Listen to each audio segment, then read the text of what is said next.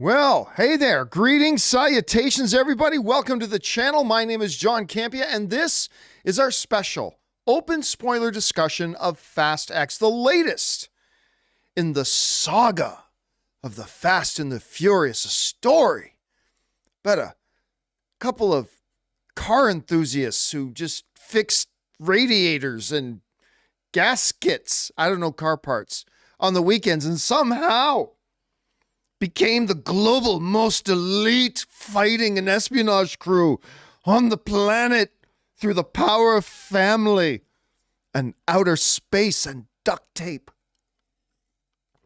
Come gather around, ye children, as we talk about the fabled tale of Dominic Toretto, who seemingly can't string together 3 sentences and yet has legions of loyal fans around the globe. Ah, yes, it's time for Fast and the Furious, guys. Fast X, an absolutely horrendously garbage movie that I nonetheless did not regret watching because of its redeeming qualities. Anyway, guys, welcome here to the live stream. We are going to be talking about Fast X in an open, spoilery discussion kind of way. We are glad that you guys are here joining us. I'm going to let you guys know, here's how this stream is going to go. I'm going to give you my quick open spoilery thoughts on Fast X, and then we're going to spend the vast bulk of our time taking your live thoughts, theories, opinions, questions, critiques, whatever about the movie. You can use the super chat feature to do that. Now, we're going to keep the super chat feature open until our first break, and then we are going to shut it down. So we're going to have it open for a little while longer, at least at any rate. So guys, hello to everybody. Mighty Tank, Stavros, Manny, Ben, Ronnie, everybody in the live chat who's here already. Let's get things going here talking about Fast X, shall we? All right, if you saw my review, particularly my quick out of theater review, if you try to imagine all the ways you can purposefully try to make a movie terrible, Fast X does that.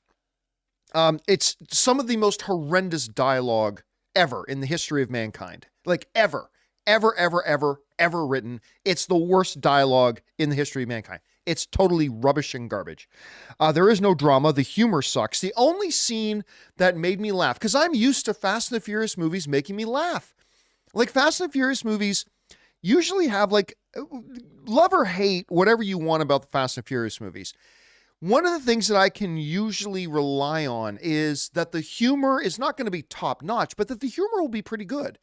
I usually find myself grinning and chuckling along the way with these little jokes that they do throughout, right?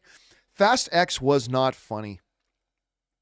Fast X was not funny at all. The only scene that I found a little bit funny, that I giggled a couple of times, was the cupcake scene?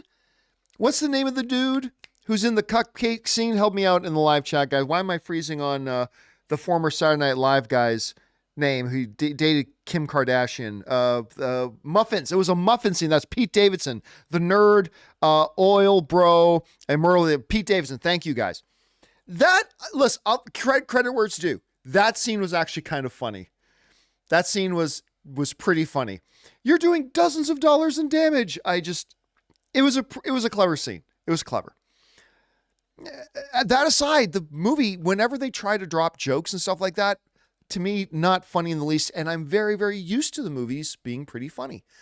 Let me talk about the things that I did like. And I mentioned these things in the open spoiler discussion. First of all, the opening of the film, other movies have done this, and it's a really good device to use.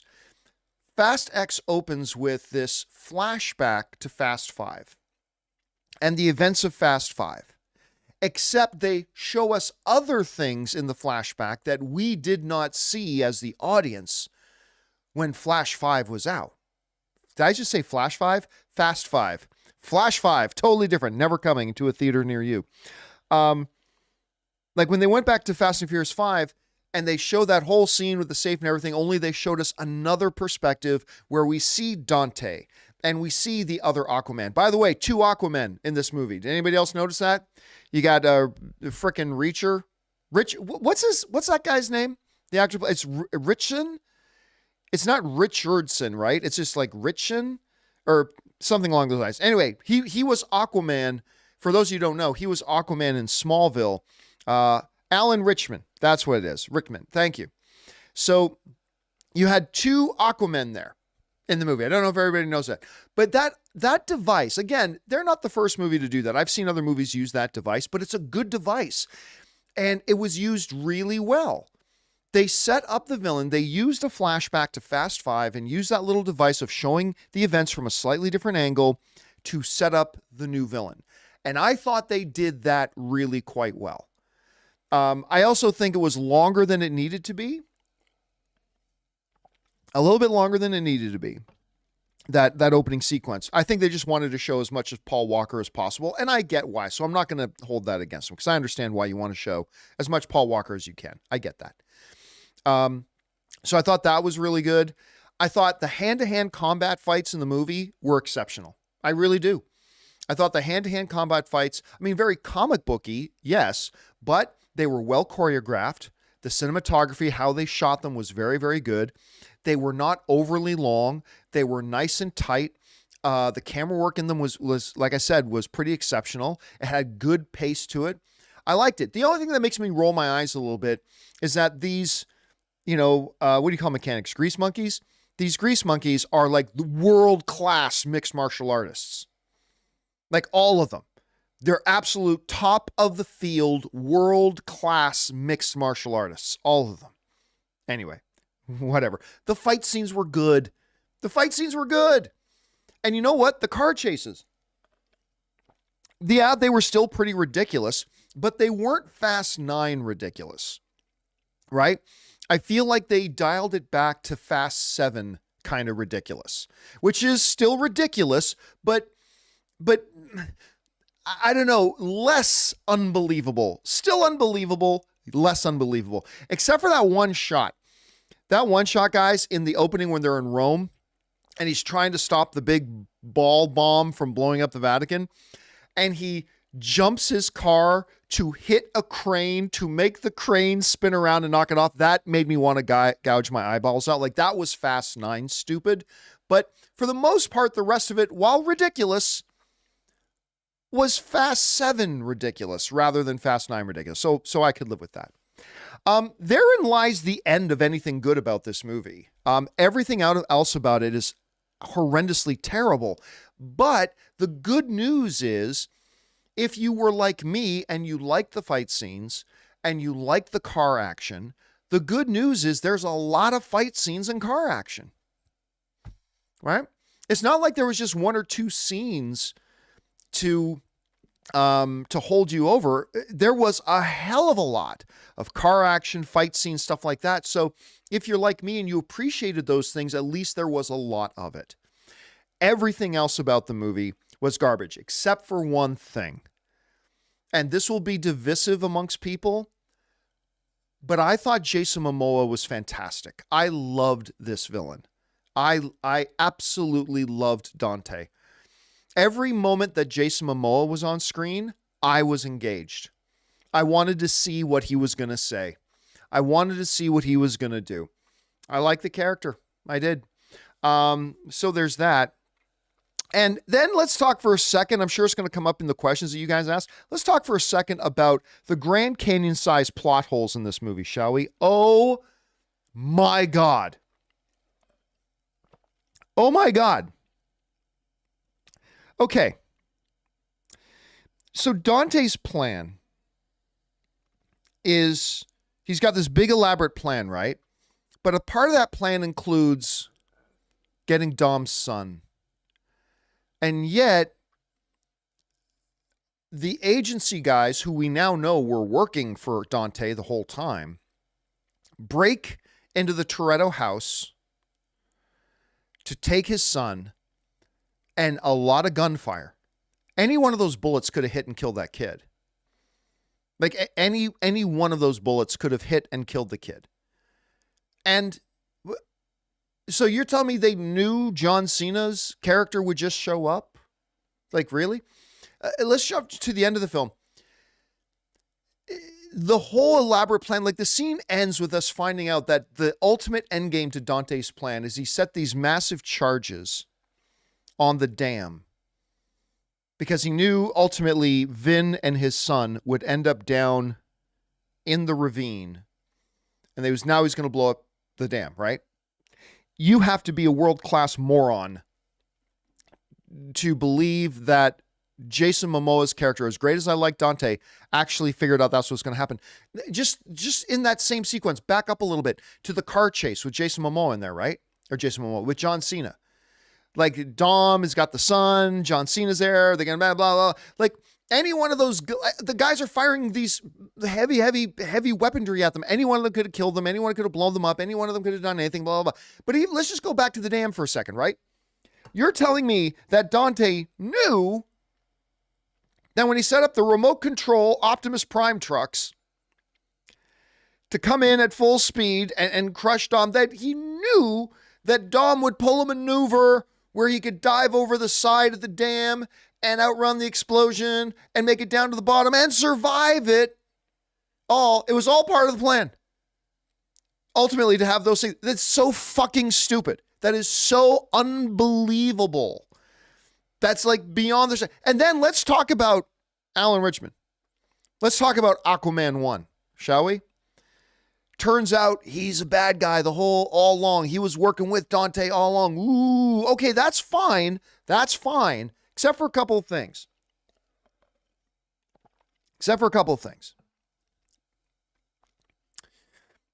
Let's start with being in the back of the prisoner truck with Dominic Toretto, knowing that they were going to fire a rocket launcher and hit the truck. There is no way to ensure, if you're Alan Richman, you're Aquaman, and you're a double agent, you're actually working for Dante, there is no way you can just assume you're going to survive that. Somebody's firing a rocket launcher at a truck that you're going to be in. There are 5 million ways you can die in that. One bolt from the door pops off from the explosion and goes through your brain. The truck rolls, you land a certain way, your neck snaps. You get tossed out of the truck. And look, there's no way you could have assumed he was going to survive that. And then the plan is he gets out and he gets into this gunfight with all these guys on Dante. Any one of those bullets could have gone right through his fucking mouth. Could have gone boop, boop, right up. But John, he was wearing a bulletproof vest. Oh, well, that's going to help him a lot when a bullet goes through his mouth. I'm sure. Okay, bulletproof vest.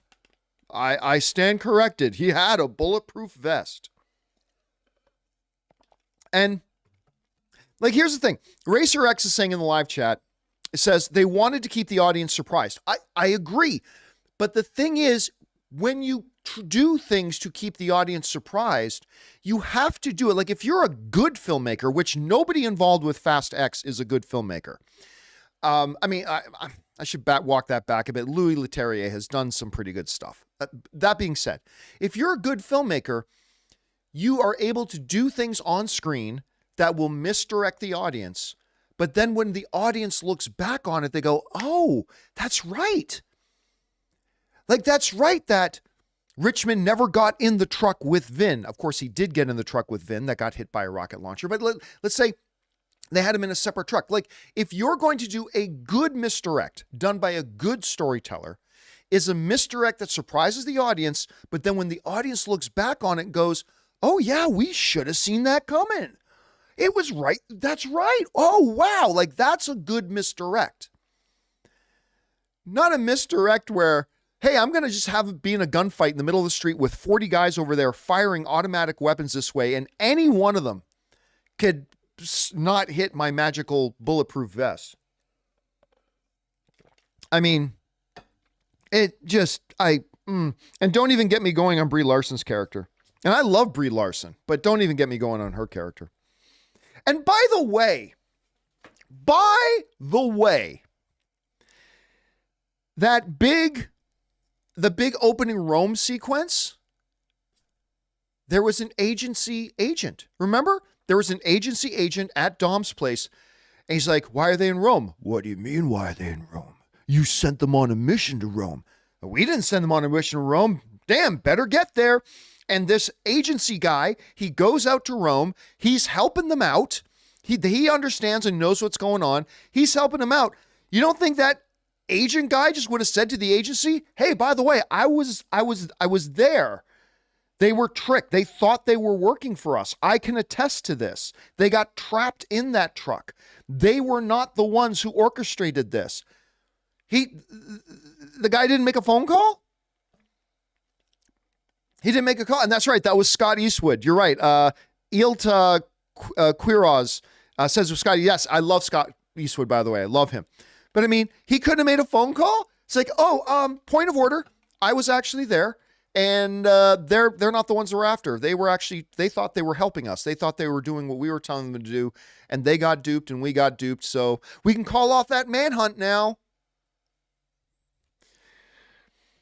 And okay, and this part's a little thing. It's a little thing, but it really bugs me. I just went into the movie assuming that Rita Moreno, iconic, legendary, Oscar-winning Rita Moreno, was playing Dom's mom, right? When Dom then said in the movie that Rita Moreno was his grandmother, I'm like, hey, listen, I acknowledge this is a nitpick. I acknowledge this one is a nitpick. I acknowledge that, okay? So don't at me, bro.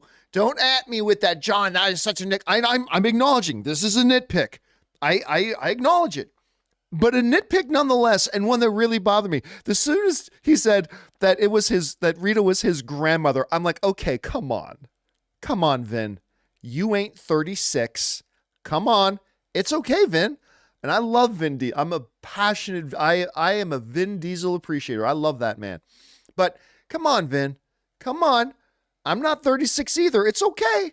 It's okay. We can acknowledge we ain't that 20-something street racer anymore. You're 55 years old, or is 56 or something like that. Rita Moreno, that is not his grandmother. I mean, I suppose biologically it could be possible. I suppose biologically it could be possible, but it's stretching it a bit. Anyway, there was that. I mean, and then, So we all knew going into it, Gal Gadot makes an appearance, right? So now Fast and the Furious is the MCU fake death universe. Han died. Oh, no. At the end of that movie. Oh, to the Jason. Oh, wait. Han's not dead. He's here. Okay. All right. That's fine.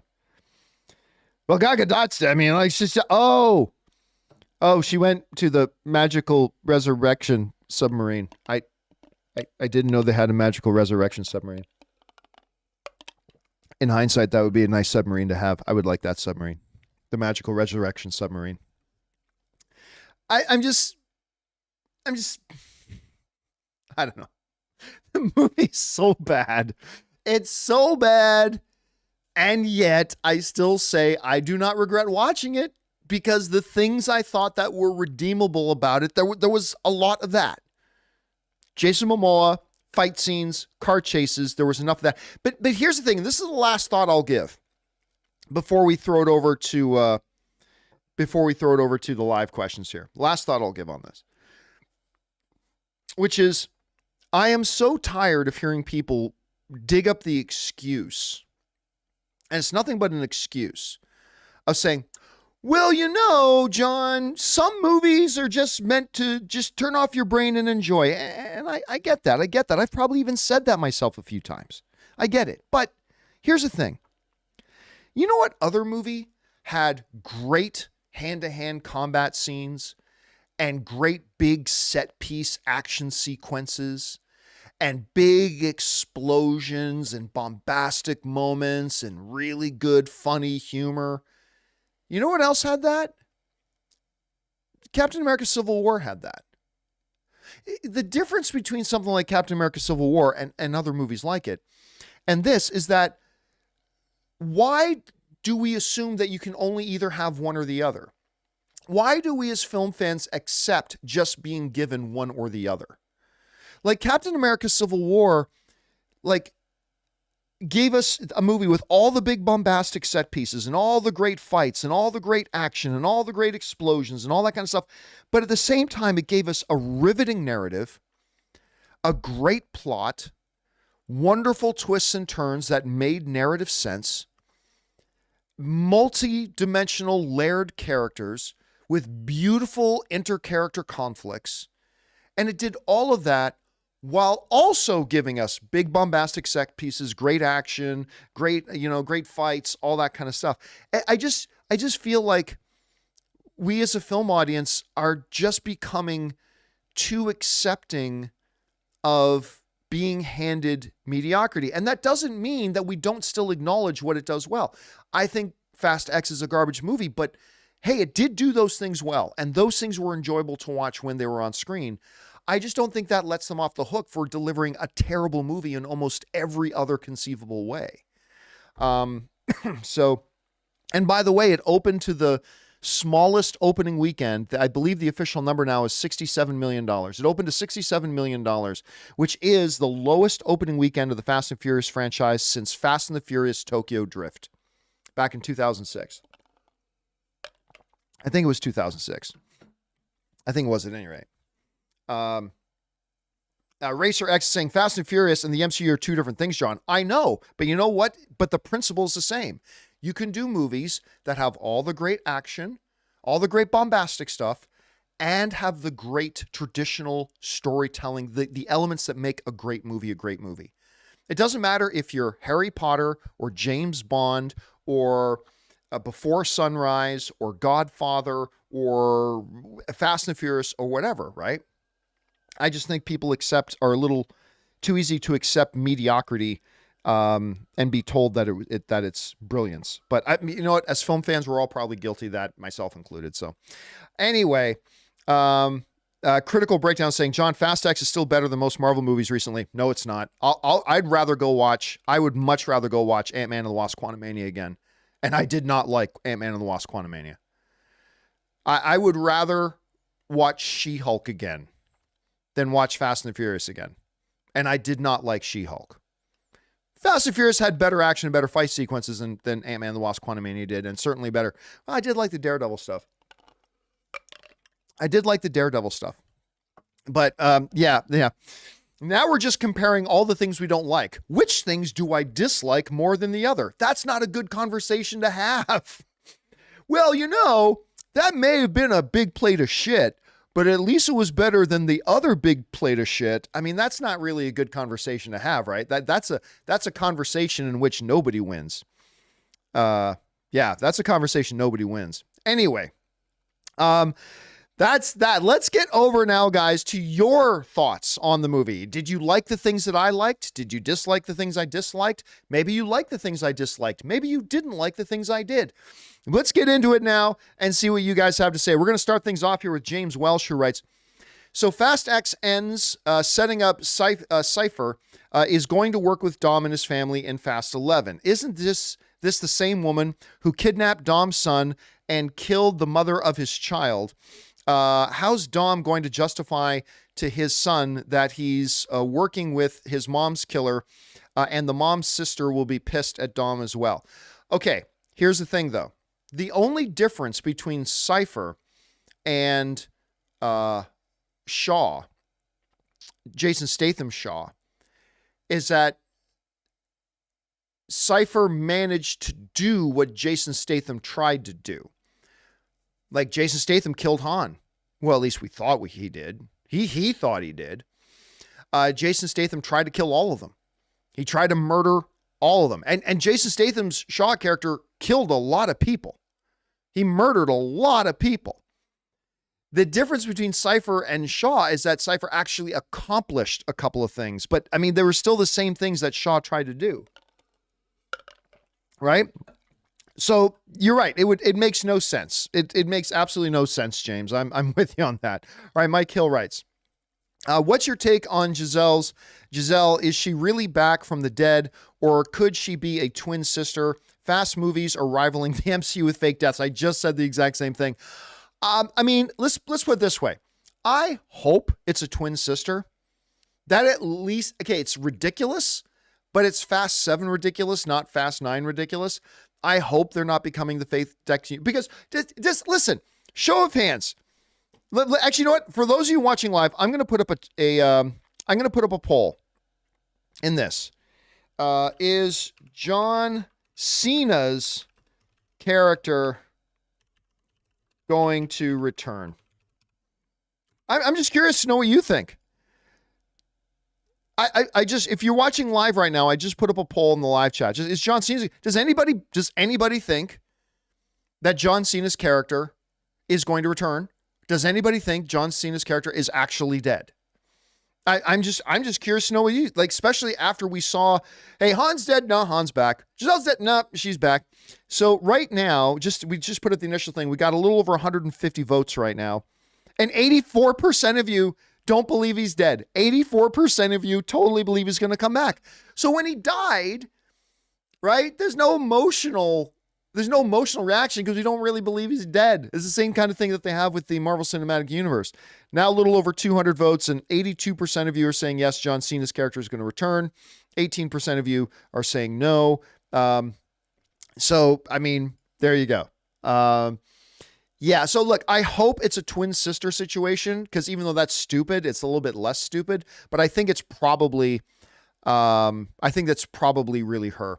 All right, Ethan Holgate writes, Dom driving off the dam at the end reminded me of the stunt in the first Transporter movie where Jason Statham drives off a bridge onto a car truck. You know what? There's no coincidence that the director of this film is the same director who directed Jason Statham in the Transporter movies. So I'm not surprised that you found some similarities in there. I think you're probably absolutely right about it. Right. Storm Trader writes, hey, John, big fan since AMC. Thank you so much, Storm Trader. I had low expectations and they were met. The jokes with Tyrese was cringe. Vin Diesel is stroking his ego. The movie felt rushed and messy.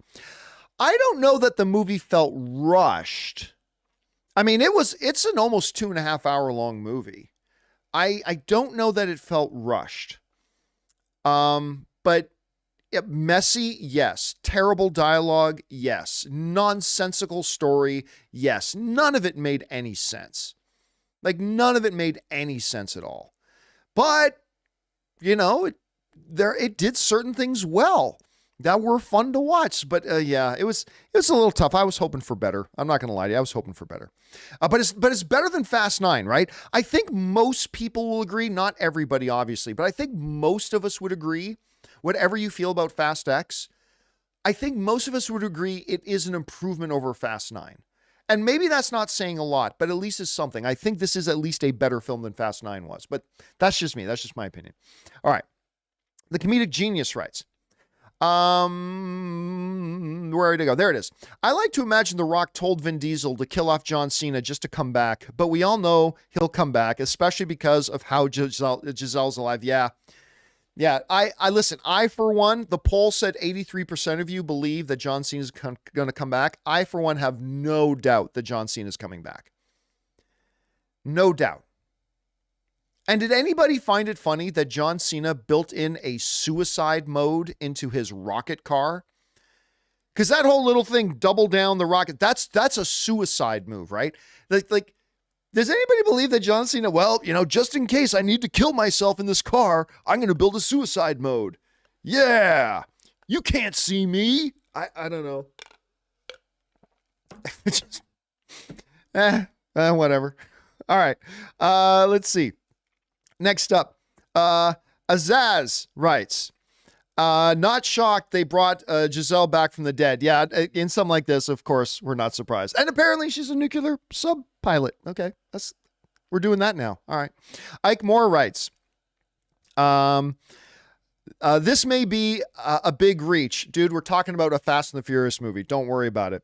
This may be a big reach, but it wouldn't shock me if the storyline they had planned for Hobbs and Shaw 2 will be in the next Fast movie. Instead, by the way, with the Pete Davidson muffin fight scene was hilarious. Hey, listen, again, I said that right off the bat, Ike. The humor in this movie doesn't work at all. But I thought the Pete Davidson stuff was pretty funny. I'm not even a big Pete Davidson guy, but I personally thought Pete Davidson single-handedly saved this movie from having zero laughs. Because honestly, without Pete Davidson's little part in this, I don't think there was a single laugh in this movie. I mean, that again, humor is a subjective thing, and I'm only giving you my own experience with it. You may have had a different experience, which I totally respect, but Yeah, for me, Pete Davidson saved it from being a zero laugh movie. All right.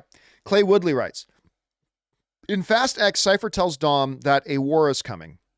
I think it would be really cool if they set up a civil war scenario where characters pick sides. They've already kind of did that a little bit, though, in Fast 8, where they did the, oh no, Dom's a bad guy now. And, you know, so, yeah. Plus, it would shatter the whole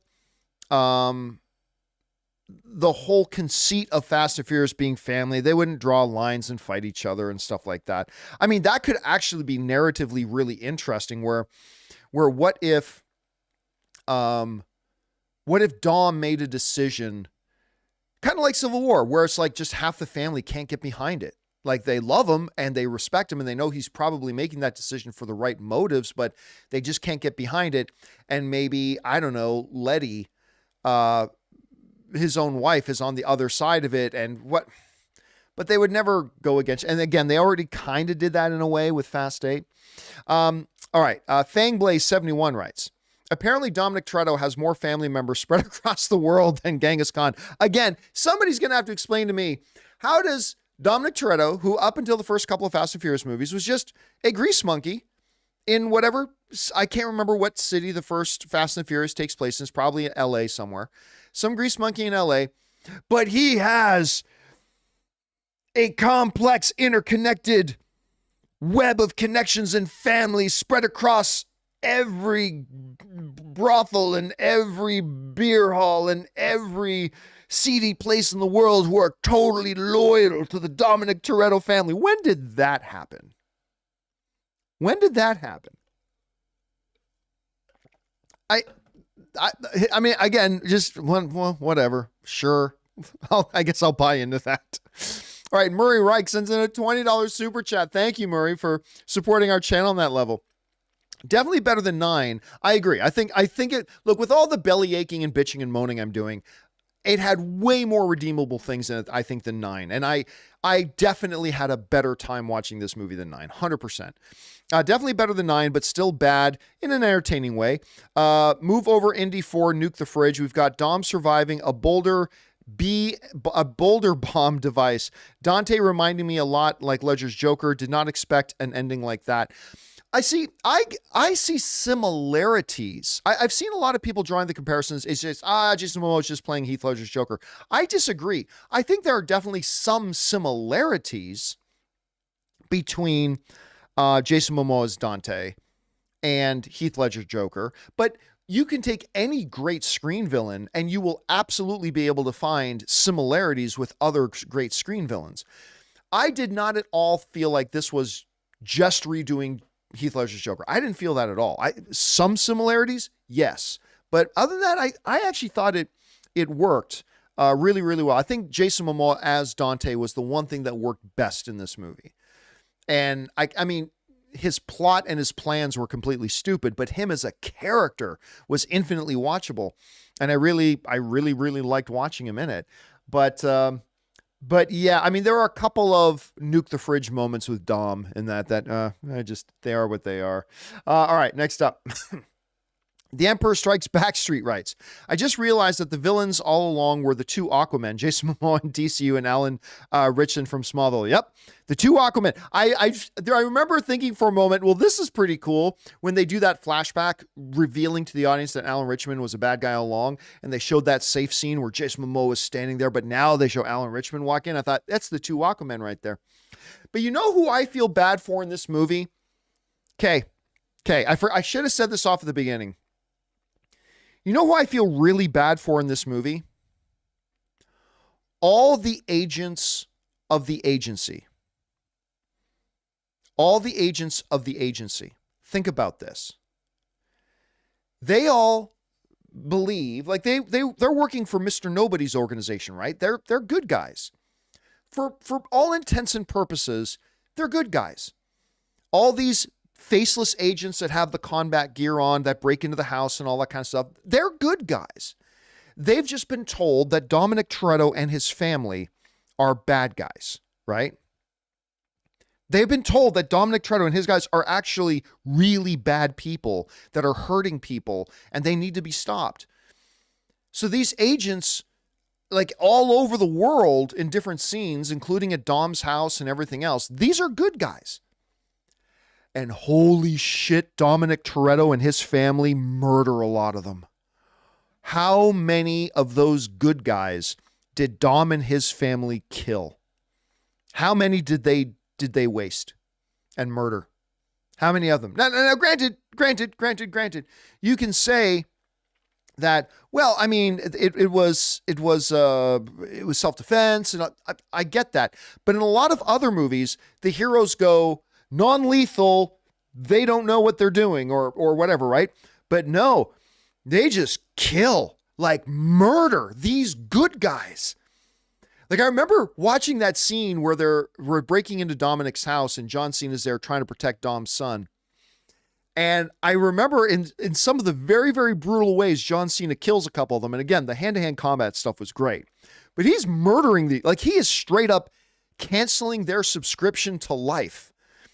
And like in brutal, brutal, brutal ways. It's like that poor dude right there, he woke up this morning thinking, I'm going to do some good in the world. I'm going to go stop some bad guys. I'm going to keep my neighborhood and I'm going to keep my country and my world safe from bad people like that. And I'm going to serve my community. I'm going to go and stop these bad guys, only to go walk into that house and John Cena choke slams you down through a second floor thing.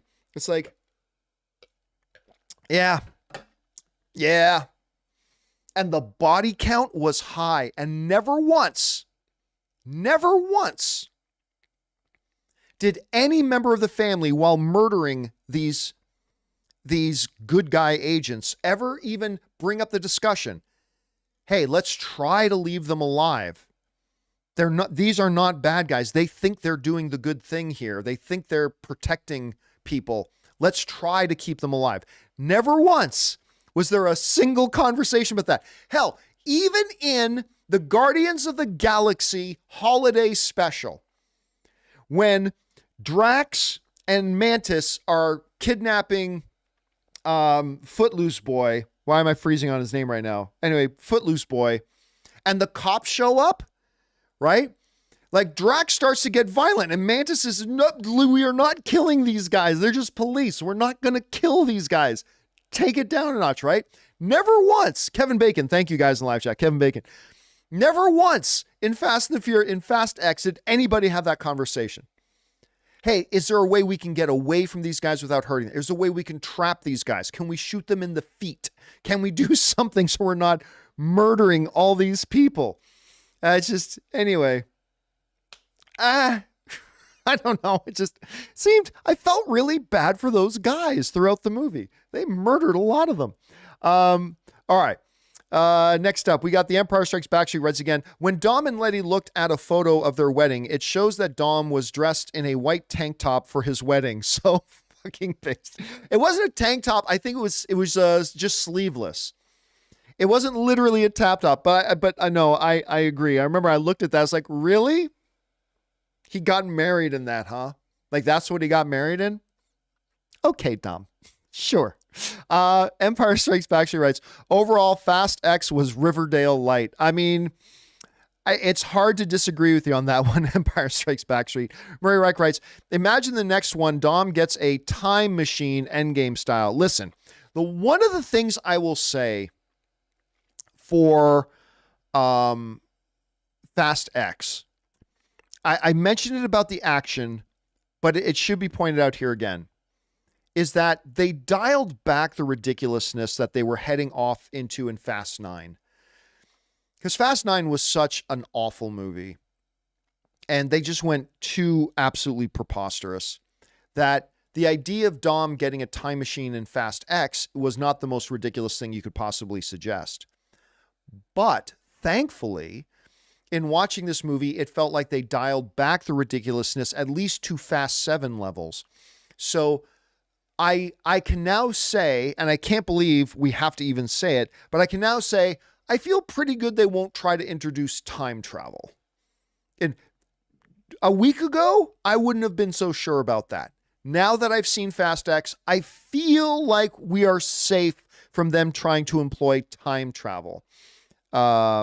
In this. That's my guess at any rate. All right. Thanks, Murray. Next up, we've got Baby Boy 8603 who writes, if Fast X becomes a trilogy, do you think the second part will focus only on Jason Momoa going after The Rock, sort of like a Hobbs and Shaw 2, then the third movie, everyone comes back? I don't know. It's impossible to say what a Fast and Furious movie is going to do. It's completely impossible to say what a Fast and Furious movie is going to do. I have my doubts that Fast and the Furious is going to get a third, that Fast X is going to get a third part. Like, I really do have my doubts about that. But honestly, I don't feel like they know. Listen, you're asking me what their plan is for 2 movies from now. I don't think when they're shooting a scene, they even know what they're doing in their next scene. And I'm not even using hyperbole here. Honestly, this movie feels to me like they shot a scene not even knowing what they were going to do in the next scene. Okay, that was cool. All right, what do we do now? I don't know. Let Brie Larson meets Vin Diesel in a bar. Okay, let's shoot that scene. I mean, so I have no belief or faith that they're planning several films in advance at this point, Baby Boy. All right, Baby Boy also writes, I hope the writers doesn't somehow make the audience see a redemption for Cypher's character. Oh, they've already started it. She literally killed Elena in cold blood. There's no coming back from that. Except they already kind of did it. They already did it once with Shaw. He murdered Han.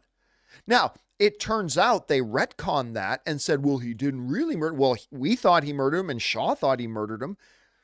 So they've already done it. I'm not saying that justifies it. I'm simply saying, why would you not believe that they're going to do that when they've already done it? Right? Again, I'm not justifying it. It's preposterous, but it doesn't seem logical to doubt they would do it when they have already done it once before. And somebody else just said it in the just brought up a point in the live chat. I think it was Fernando Rodriguez says, Elena isn't dead. Yeah. What? How much? How much? Okay. Yes. That's the next poll. That's the next poll. Elena, sorry, I got to make a poll out of it. Start a poll. Is Elena actually alive? I misspelt alive. Let me try to fix that. Alive. I mean, hey, they killed Han. He's back. They killed Gizzy. Apparently she's back in the magical resurrection submarine that everybody should have. What are the chances Elena actually comes back? Listen, look.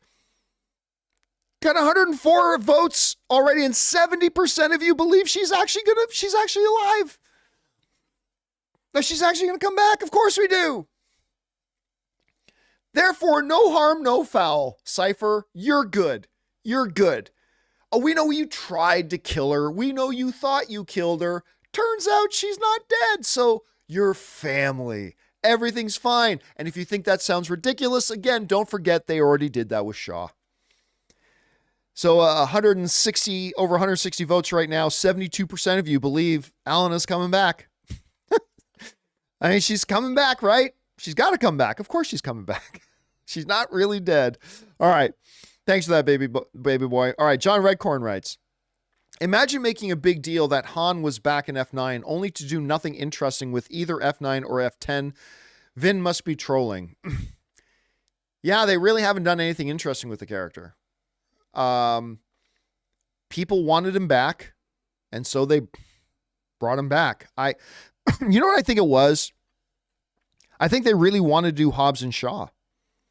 And the only way you could do Hobbs and Shaw is to tell the audience, oh, okay, we know you're mad at him for killing Han. Oh, okay, he didn't die. Han's alive. Okay, are we good now? Can we do Hobbs and Shaw? Can we make our $700 million movie now? Hobbs and Shaw, are we all good? Everybody's good? Han's not dead. We didn't bring him back for any particular reason. He's not going to do anything interesting, but he's alive. So can we forgive Shaw now? Yes. We can make Hobbs and Shaw make $700 million. Awesome. That's probably the whole reason they brought him back. It probably is. All right. Let's see. That was John Redcorn. John Redcorn writes, the Han-Shaw confrontation was disappointing. I agree.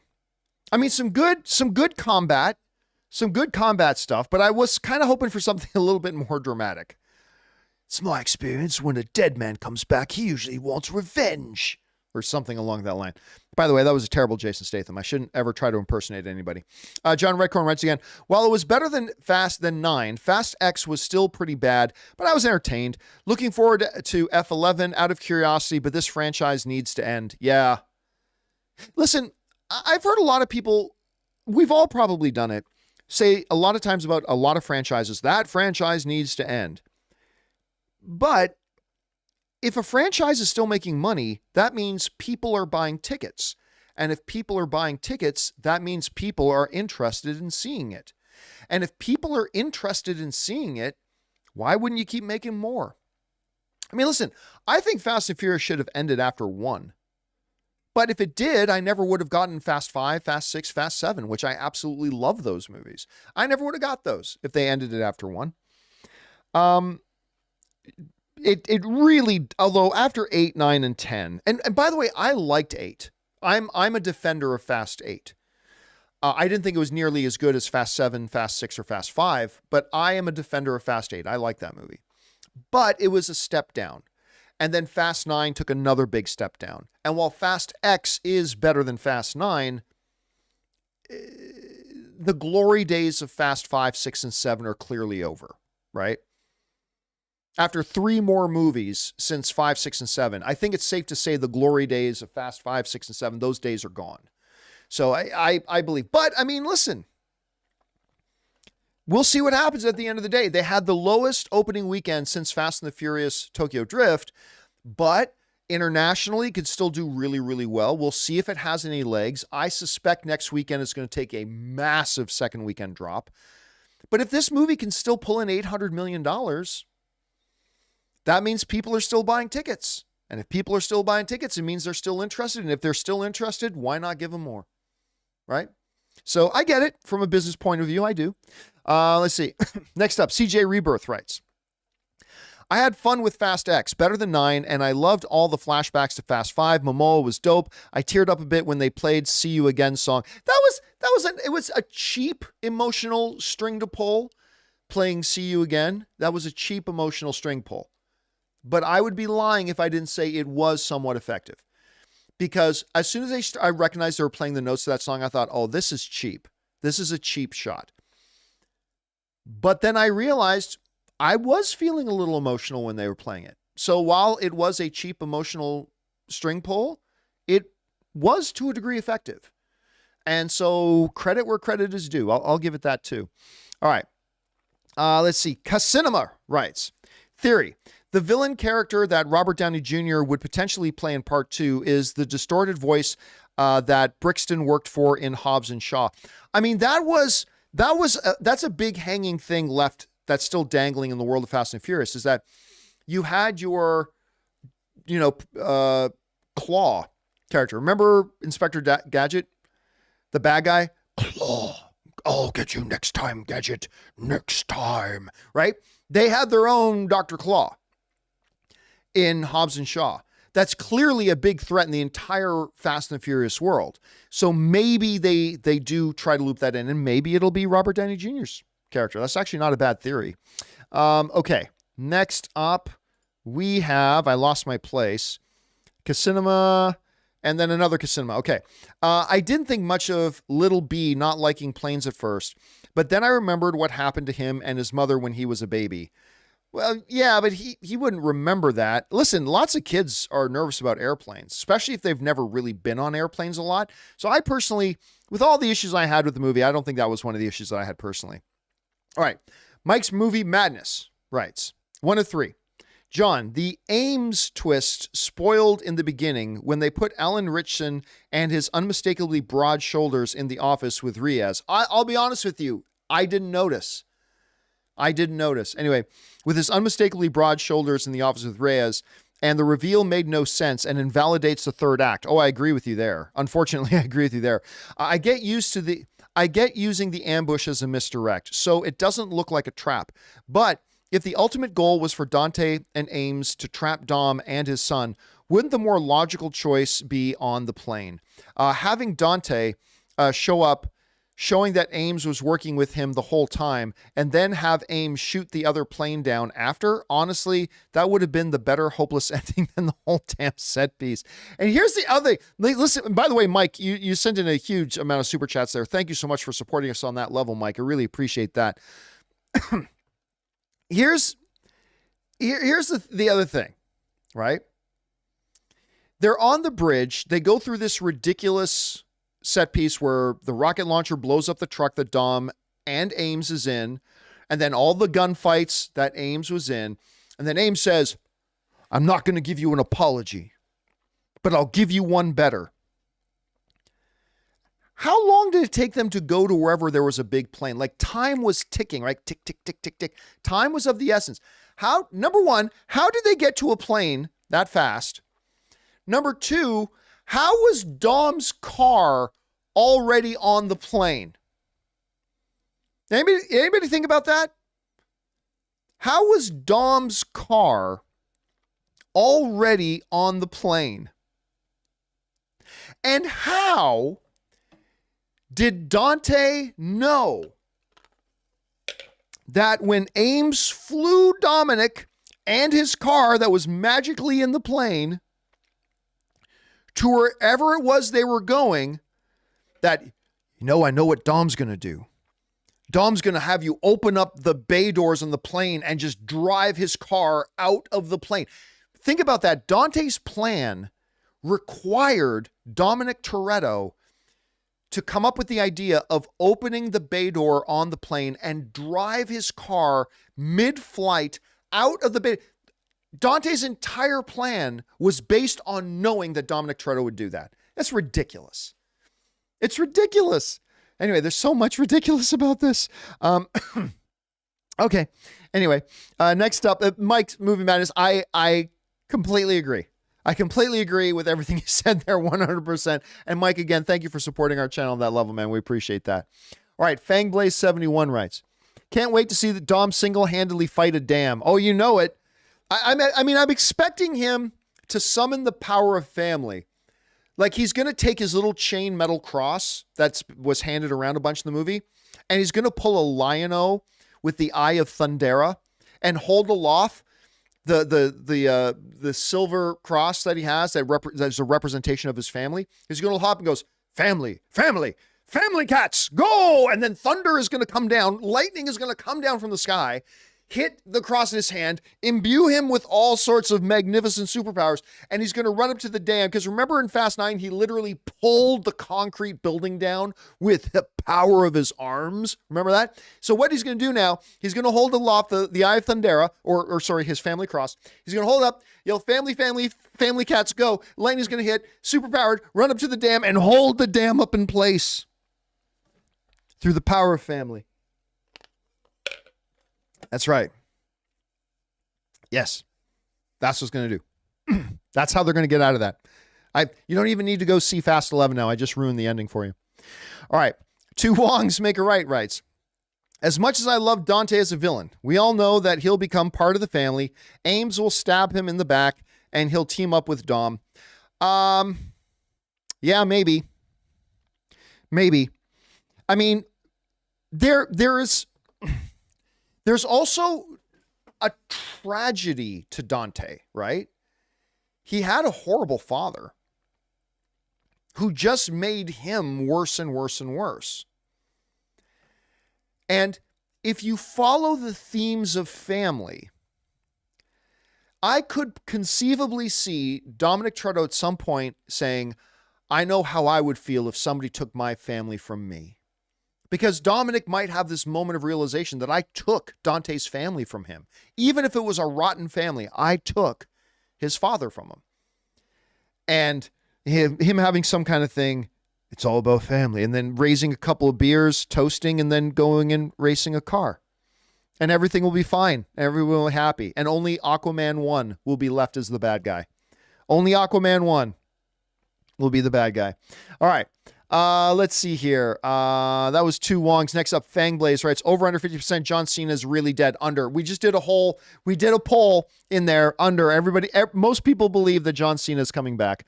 All right. Chris Bryant writes, Fast X was good. My theater was packed and hyped. These movies give me what I'm looking for. And with 300 million worldwide, that's a big win for Universal. Maybe. The official number right now is 260 something million worldwide. But that's pretty much the same pace that Fast 7 was on. Or sorry, that Fast 9 was on. And it only ended up making a little over $700 million. It had its lowest official opening weekend since 2006, since Fast and the Furious. So we'll see. What kind of legs does it have? What kind of drop does it have? And again, to me, like I'm sitting here on this show complaining about a lot of the things that make this movie awful, and there's a lot of them. But I mean, there's also a number of things in this movie I thought that were done well. And fortunately for this movie, there was a lot of that stuff. Dante, hand-to-hand combat fight scenes, car chase scenes. Those things are the only things this movie did well, but there's a lot of those things. It's like saying the only thing good on a menu at that restaurant is their ice cream. Okay, but like half of their menu is ice cream. So there's that, right? Like maybe everything else tastes like dog shit, but you said the ice cream was good and there's a lot of ice cream. I mean, right? So that's why I pointed that out in my out of theater reaction. It's unbelievable how bad this movie is in so many ways, but the things it does well, there's a lot of it. And even for I, who thinks this movie could have been made by preschoolers, even I have to come out and say, there's a good chunk of the movie where I sat there and was like, you know what? This part's entertaining. I don't regret watching this movie. It's a weird dichotomy that way, right? It's kind of weird in its own dichotomy. All right. I'm glad you appreciated and liked it, Chris. Thanks for sharing your thoughts. Matt Mobia writes, is it just me or did it look like they CG'd Vin's arms a couple of times to look more muscular? Not even the whole movie, just a couple of scenes. The only time I thought that, and I don't believe they did, for the record, I don't believe they did, but the only time that thought crossed my mind was the wedding flashback as he's sitting there getting married in a sleeveless shirt. That's the only time to me that I thought for a second, but I don't believe they did. Or at the very least, I choose not to believe they did. All right. Last question we're going to take before we take a break here. Chris Bryant writes, Fast X had crazy great action and fight scenes. Watching it in the Dolby was amazing. I have to go see it again while it still has premium scenes. And listen, Chris, with everything that I have complained about this movie, I 100% agree with you. 100% agree with you. I mean, they got a little too ridiculous in a couple of points, but as much as they did every other conceivable thing wrong, everything you just said, I agree with. Fast X had crazy great action and fight scenes. 100% agree. Legitimately. And not even, I'm desperately trying to find something to like about this movie because it's so bad. No. Legitimately. Crazy good fight scenes. Crazy good car chase scenes. That part they nailed. They really, really did. And for people who are just going in and just looking for that, you're going to get what you went in looking for. And you're going to come out with a positive experience, and that's a good thing. All right. Hey, guys, we're going to take just a break here for a second while I go and my cup runneth empty. So I'm going to go refill my drink. I'm going to give you guys a chance to talk amongst yourselves, and we're going to thank a couple of sponsors of this video here as we talk about Fast X, our friends at Mint Mobile and ExpressVPN. We want to thank a sponsor of this video, Mint Mobile. From the gas pump to the grocery store, your utility bills and favorite streaming services, inflation is everywhere. Seriously, make it stop. Thankfully, there's one company out there that's giving you a much needed break. It's Mint Mobile. As the first company to sell premium wireless service online only, Mint Mobile lets you order from home and save a ton with phone plans starting at just $15 a month. You guys know that ever since I switched to Mint Mobile, I've been saving almost 70% a month over my old phone plan. For people looking for extra savings this year, Mint Mobile offers premium wireless for just $15 a month. By going online only and eliminating the traditional cost of retail, Mint Mobile passes the significant savings on to you. All of their plans come with unlimited talk and text plus high-speed data delivered on the nation's largest 5G network. Use your own phone with any Mint Mobile plan and keep your same phone number along with all your existing contacts. Switch to Mint Mobile and get premium wireless service starting at just $15 a month. month. To get your new wireless plan for just $15 a month and get the plan shipped to your door for free, go to mintmobile.com/Campea. That's mintmobile.com/Campea. Cut your wireless bill to $15 a month at mintmobile.com/Campea. Guys, we want to take a second to thank a sponsor of this video, ExpressVPN. Guys, it is 2023, and online privacy and security has never been more important. You see, every device, phones, computers, tablets, has a unique IP address, which is like an internet phone number and reveals personal information about you. It's super simple for somebody online who knows what they're doing to find your IP address if you've ever clicked on a sketchy link or opened an email from somebody you don't know. Your IP address could become exposed. Now that's where ExpressVPN has your back. ExpressVPN is an app that hides your real IP address and replaces it with a dummy one, keeping you safe and private. And you don't have to be some kind of techie to use a VPN. Guys, it is so easy to use. Just download the ExpressVPN app on your phone or computer, tap one button to turn it on, and you're protected. And if you like your streaming entertainment, here's the coolest part. They let you choose what country you want your IP address to look like it's coming from. This is incredibly useful because services like Netflix and Disney Plus give you different shows depending on what country you're in. So secure your family's online activity and unlock tons of new shows by visiting expressvpn.com/Campea. Use my link and you can get 3 extra months free. That's expressvpn.com/Campea. Go to expressvpn.com/Campea to learn more. And thank you to our friends at ExpressVPN and my mobile service provider, Mint Mobile, for sponsoring this episode here on the John Campea channel. All right. With that down, guys, let's finish things off. Let's get back to your questions, live questions that you guys have been sending in. Unfortunately, if you haven't done so already, the super chats are now closed. So we're going to get through the questions that we have remaining here. We're going to pick things up here with Fang Blaze, who writes, Dom and his son sure are lucky John Cena pre-installed. I said this exact same thing, that Dom and his son sure are lucky that John Cena pre-installed a suicide mode in his supercar. Yes. Like, man. Like, so John Cena thought, I built this rocket car, but what if I need to kill myself? You know what? Better safe than sorry. I better put in a kill myself button to do that. Yeah, that was kind of ridiculous. Fangblaze71 also writes, the bomb scene was just live action Rocket League. Ray said the same thing. He hasn't seen the movie, but he had the movie described to him. He says, sounds like Rocket League. That's exactly what he said. All right, Fangblaze71 writes, in the next one, the kid and the rest of the Fast crew will die, but Dom will realize the cars were his true family all along. Yeah. And he'll find some way to imbue the spirit of each one of his fallen and dead comrades into their individual cars. So now they're all like Knight Rider. All the cars are possessed by their individual owners, and they all talk to him now. Disgraceful Entertainment writes, I actually enjoyed Fast X, but they have a lot to explain with the ending. Dude, to say that this movie has a lot to explain is an understatement. That is a massive understatement. But again, look, all film is subjective. It hits us in different ways. And if you're somebody who really went in there just looking for that action, the car stuff, all that kind of stuff, that stuff worked. Even somebody like me who thinks the movie is terrible, even I have to say, look, that stuff all really worked. And when it was going on screen, I found it somewhat entertaining. And I totally get why, like, again, I think it's a bad movie. But I totally get why a lot of people would go in and come out entertained because it had enough of that good stuff in there. All right. Fangblaze71 writes, they were on Fun Muffins while making this movie. Look, and I get it. There's a lot to critique about the Fun Muffins scene, but I thought that stuff with Pete Davidson was actually pretty good. I liked that scene stuff. All right. Artemis writes, Vin Diesel recently said we should consider AI to adopt this future tech as a norm. Sadly, AI would have been better. Fast series misses former writer Carter.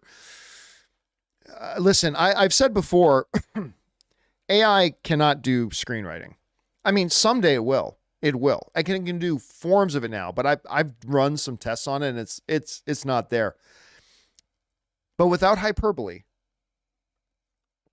I believe you're right.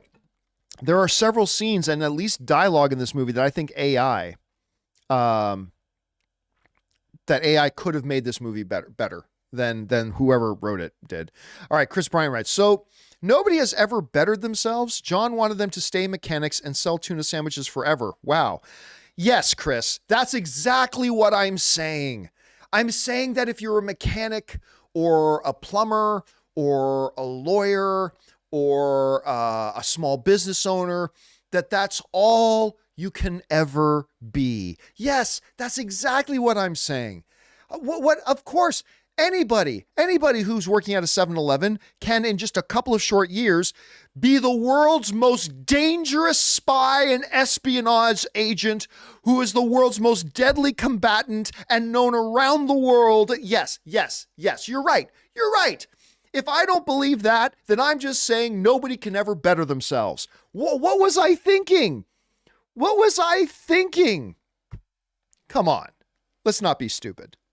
There is a difference between saying, I don't believe that this group of grease monkeys in just a couple of short years become known as the worldwide most feared espionage, deadly assassins. Listen, even Dom's sister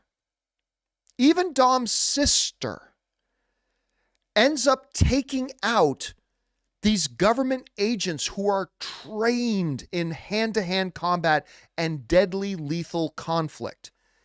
A bunch of them break into her house, no problem. I'm Dominic Toretto's sister. Boom, boom, boom, boom, boom. They're all dead. You're right. The only other thing is to say, I don't believe anybody can improve themselves. Come on, that's ridiculous. Let's not be stupid. All right, next up. Panico Mundial writes, I found my heart beating fast watching this. Stupid fun. Dante was delicious to watch. I'm not going to try to justify it. Because, again, the writing was atrocious. But I love the Dante character. Like, I'm sorry, that scene when he's sitting there painting the toenails of these dudes that he's already murdered, and just the way he carries himself. There's something I found incredibly charismatic about him. Like, even that little thing that's even in the trailer when he says, I'm Dante, Oshante. Like, just the way he carries, because there's layered in that a supreme, arrogant confidence, right? When you are supremely, arrogantly confident, you can act the way Dante acts. Like, you don't stand face to face with this guy you consider to be your mortal enemy and just be so nonchalant. Well, I'm Dante, Oshante. Like, unless you so believe you are so many levels above him. There's just something about that I found very, very charismatic as a villain on screen. And again, I'm not going to try to justify it, but I really did enjoy his character a lot. I thought his character was great. Okay, where are we at now? That was Panicio. Shuvo writes, hopefully this one kills the franchise and saves us. Here's the thing. All due respect, Shuvo, because again, I think this is a bad movie, but all due respect. Why does anybody hope that a movie franchise dies? Like, if you and I don't like a movie franchise, we don't have to watch the next one, right? Like, if they come out, I don't know, what's a movie that I really, desperately hated? Light Between Oceans, the Michael Fassbender movie. Hated that movie. Hated it. If they come out with another one, why should it bother me if they make another one? I mean, I'll ask, why on earth are they making another one? But why should it bother me? It can make no sense to me. I can raise up logical questions about how does this make sense from a business point of view for a studio to make another one? Yeah.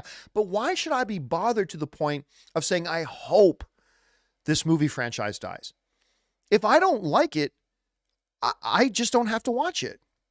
Why should I want, if other people like it and enjoy it, why should I want them to be deprived of it? I don't have to watch it. I don't have to go back and see it, right? So I've never understood this tendency that we as film fans have, and I think we've all been guilty of it. I'll include myself in this. Why do we want something to die and take it away from people? Like, I get it why they would die. I get it why it makes sense that a studio would kill a franchise and all kind of stuff. But if there are people who enjoy it, why would I want them to do it? Why would I hope that it fails and hope that it has its plug pulled? I've never understood that mentality. Like, I may overall think Fast X is kind of a bad movie, right? But I know people that really enjoyed it and had fun watching it. Why would I want that experience taken away from them if they want to see another one? So I don't know. It's just something about us film fans that sometimes we're kind of like that. And again, if they make another one, it doesn't cost you anything. You don't have to see it. You don't have to subject yourself to it. You can go on with your day and do something else delightful. Go to Chuck E. Cheese or something and have a delightful piece of pizza, and it'll make the day feel better. Anyway, and by the way, Shuvo, I'm not trying to center you out. I probably did feel like that, and I apologize for that. I'm not trying to center you out. I'm saying that's an attitude that I think a lot of us in film fandom have, and I've never really kind of understood it, that why we feel that way. Anyway, let's see. Next up, Nico Odell writes, Fast 11 plot. Letty leads a pack of raptors on her motorcycle to aim Dom, who's driving Optimus Prime on a quest to defeat Ultron and his army of Teslas. I listen. Here's the funny thing. I hinted at this before, but I will say it again. 1 week ago, before seeing Fast X, that was actually possible.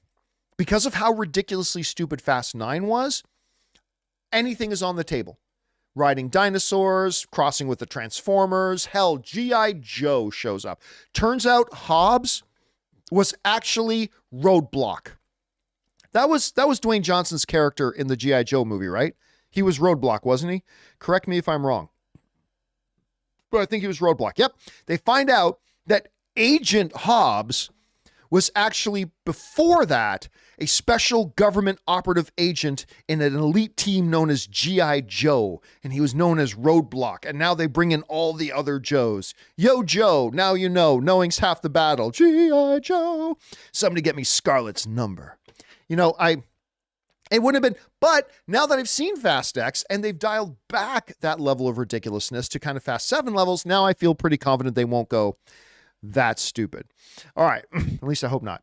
All right. Chef Rigo writes, I thought it was hilarious how some pictures in Dom's garage were stills from other Fast and the Furious movies. You think someone would ask Dom, so who took this picture? I thought the exact same thing.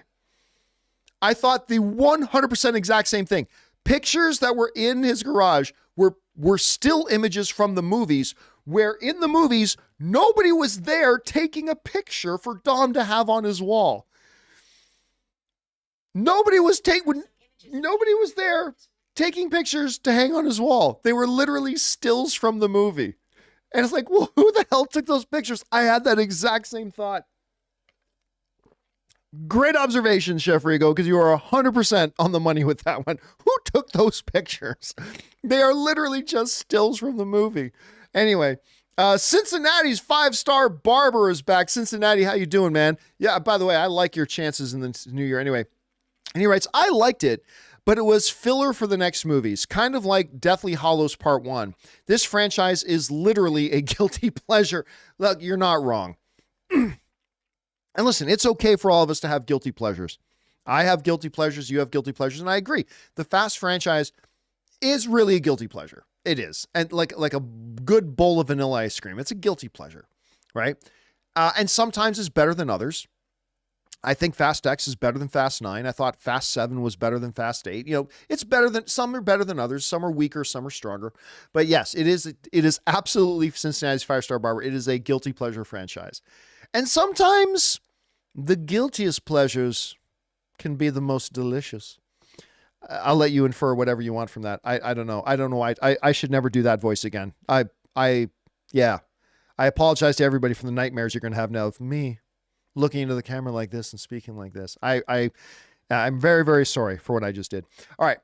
Tevin writes, Dom's crew being experts in cars, criminals, and how bad guys would think made more sense in Fast 5 and 6. I don't know when Dom took the super soldier serum. That's when it all started going downhill. No, you're absolutely right. See, there was a point in the Fast and Furious franchise where, like, the humble beginnings of the grease monkey street crew that pulled off small heists could lead into the government going, you know what? You are connected in this world. You could help us out a little bit, like a CI. Right? Like a CI. There was a point in the movies where there was some, what's the word I'm looking for? Credulity? There was a point in the movies where that had some kind of credulity to it. But that went away and became absolutely spectacularly ridiculous. Anyway, good observation there, Tevin. I appreciate that, man. Disgraceful Entertainment writes, I'm now convinced that Dom's Charger is the true last son of Krypton. That car is way more powerful than Superman. Yes, and it has survived so much. That car was sent with Kal-El in a separate space pod to go to Earth that sucked in the radiation of the Earth's yellow sun and made it absolutely indestructible. The very fact that they open, like, forget everything that happened in Rome, right? Forget that. When they open the back of the plane and he literally hurls himself in his car off the plane and come crashing down on those other two cars, I'm sorry, that car's now wrecked. That car's no longer functional. That car cannot run. The transmission will not operate. Gas lines would have been severed. Tires would have blown. Suspension would have been shot. That thing's gone. And yet, they managed to endure and take bullet shots and crashes and whatever, drive off the side of, yeah, you're right. Yeah, that car's Kryptonian. That car is absolutely Kryptonian. All right, Tevin writes, Momoa is probably the best part of the movie to me. He reminds me of the Joker.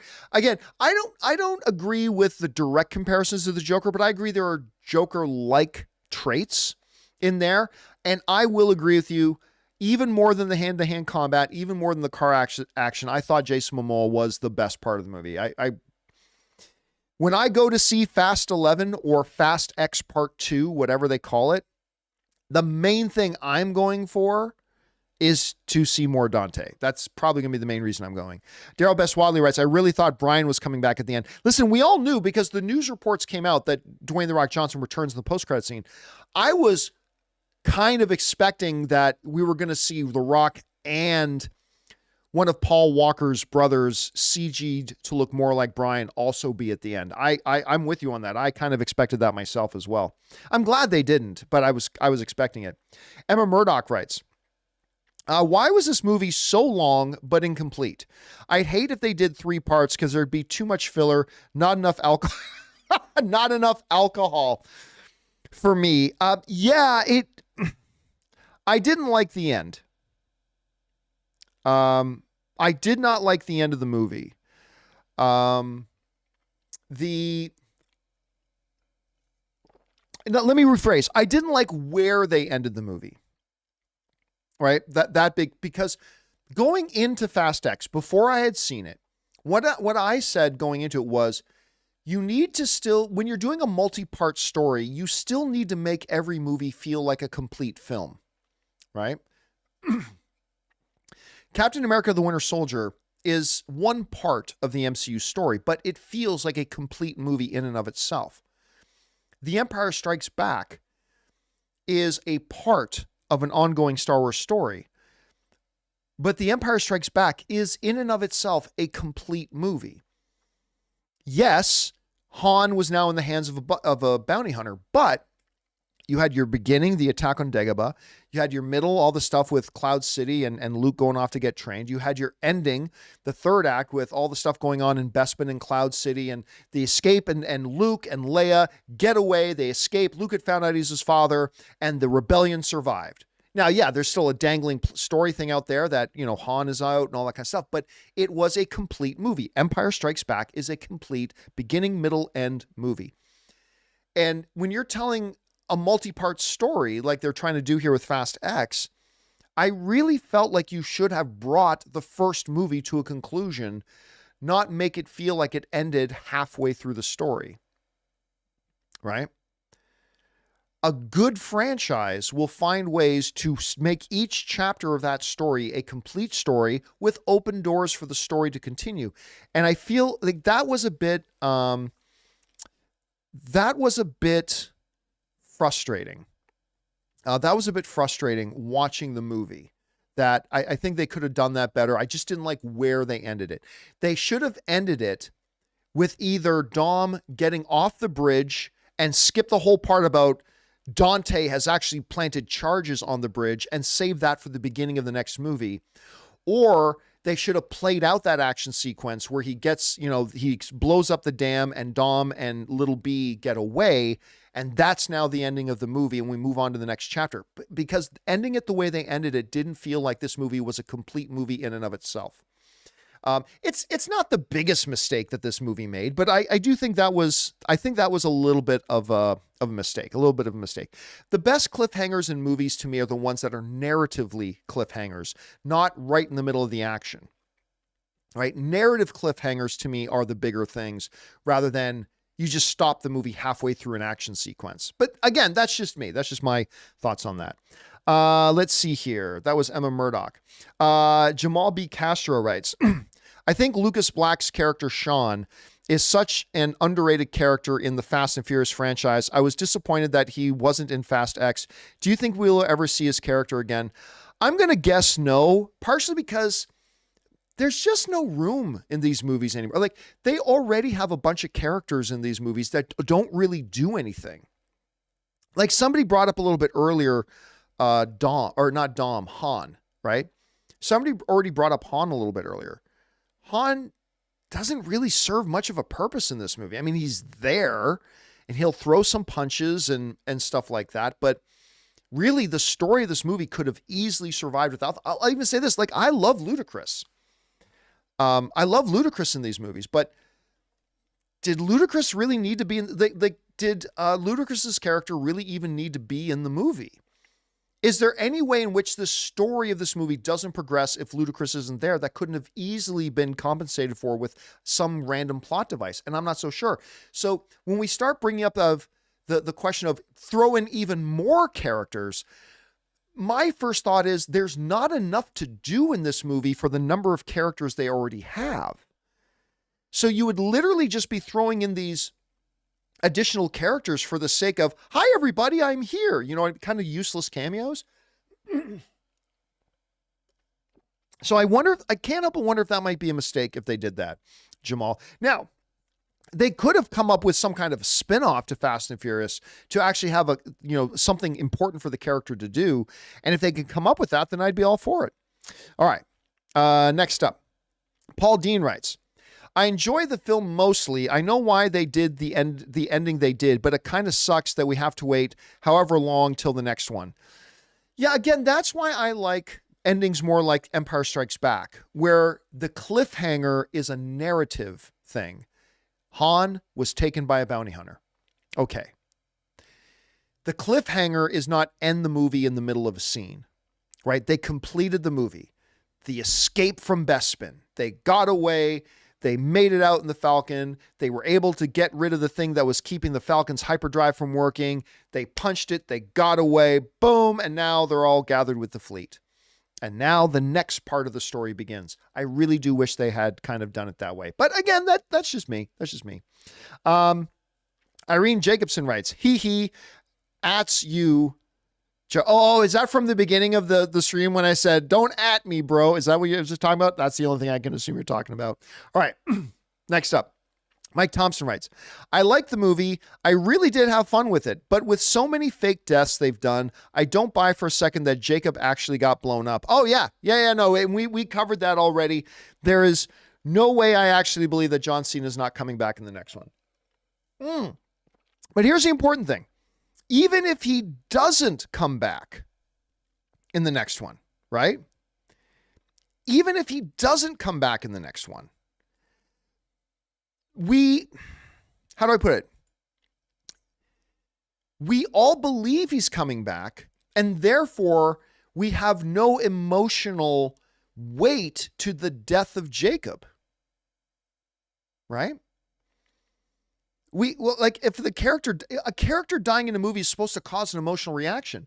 And if we don't actually believe the character's dead, then we're robbed of that emotional reaction. So even if John Cena doesn't come back, we really didn't feel anything at his death because we don't really believe he's gone. I mean, Han was dead and he came right back. Do we really believe that, Jacob just built a suicide button in his car and he's coming back? And even if he doesn't, we still didn't get that emotional weight.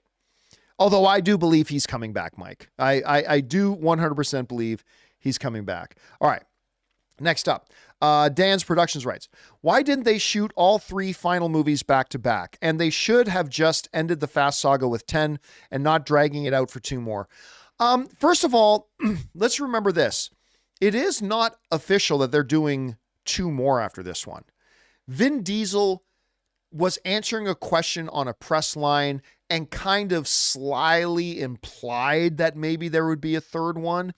But now there are too many people running around saying, oh, so there's going to be 3 Fast X movies. No, as of right now, the official thing is there's Fast X, and then there's going to be Fast X Part 2 or Fast 11. As of right now, that's the official thing. Now, if Fast X makes $1.3 billion, you're damn right they're going to revisit that and maybe think about doing a 3rd movie. But